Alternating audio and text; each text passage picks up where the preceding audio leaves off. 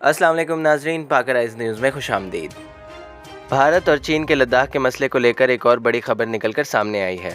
भारतीय वज़ीर आज़म नरेंद्र मोदी के लद्दाख फ्रंट के दौरे पर चीनी हुकाम का रद्द-ए-अमल सामने आया है, जिसमें चीनी हुकाम ने भारत को मुंह तोड़ जवाब दिया है और कहा है कि चीन भारत के नहीं बल्कि अपने इलाकों पर है।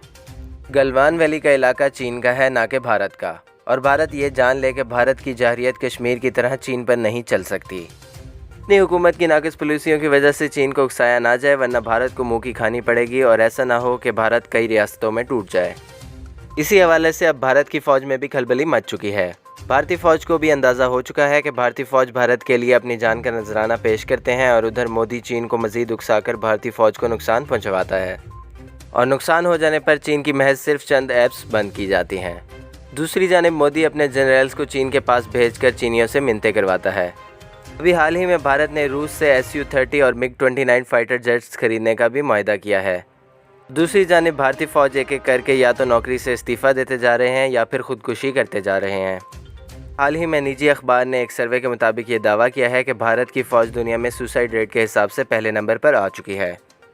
इसी हवाले से भारतीय मीडिया और तज्ज़ियाकार भी मोदी सरकार की नाक़िस मनसूबाबंदी पर सवाल उठा रहे हैं कि एक तरफ भारी मिकदार में दिफाई मुआहदों पर दस्तखत किए जा रहे हैं और दूसरी तरफ फ़ौज का ये हाल हो चुका है कि आए दिन भारतीय फ़ौज के लोग अपनी क़यादत से नाखुश होकर या तो खुदकुशी कर लेते हैं या इस्तीफ़ा दे देते हैं। आए दिन भारतीय फ़ौजियों की वीडियोज़ आ रही होती हैं जिनमें उनसे सीनियर अफसरान या तो बदतमीज़ी करते हैं और या किसी वीडियो में फ़ौजी खाना ना मिलने पर अपनी हुकूमत से गिला कर रहा होता है। भारतीय फ़ौज के लैक ऑफ डिसिप्लिन की वजह से अब तो फ़ीमेल आर्मी पर्सनल के साथ ज़्यादती के केसेस भी सामने आ रहे हैं। इन सब मसलों की वजह से इंडियन आर्मी को ज्वाइन करने की चाह अब भारतीय अवाम में ख़त्म होती जा रही है। भारत में अपोजिशन पार्टीज़ आए दिन मोदी सरकार से ये सवाल करती हैं कि मुल्क के दिफा के लिए ही सारा पैसा लगा दिया जाता है, जबकि भारत में गुर्बत का ये हाल है कि आधे से ज़्यादा अवाम के पास टॉयलेट नहीं है। इसी बात से ये सवाल पैदा होता है कि भारत अपनी मईशत को अच्छी तरह जानने और अपने मुल्क की अवाम के हालात से बखूबी वाकिफ़ होने के बावजूद वो इतनी ज़्यादा सरमायाकारी अपने दिफा पे क्यों कर रहा है। यकीनन अब मोदी और उसकी हुकूमत चीन के साथ मज़ीद हालात बिगाड़ने के लिए अपनी कोशिश जारी रखे हुए है, ताकि खित्ते में भारत को एक ताकतवर मुल्क की हैसियत से उजागर किया जा सके। मोदी के लद्दाख में दौरे और बेजा दिफाई सरमायाकारी इस बात का सबूत है कि मोदी इस मामले को जंग से ही हल करना चाहता है कि बातचीत से।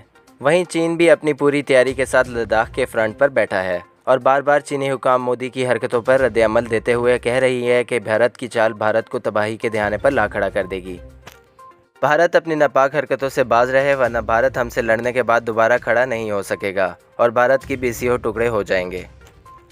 मोदी अमेरिका को अपना सच्चा दोस्त समझ बैठा है, जबकि अमेरिका सिर्फ अपने मफाद के तहत भारत को चीन के साथ लड़वाने के लिए भारत का साथ दे रहा है।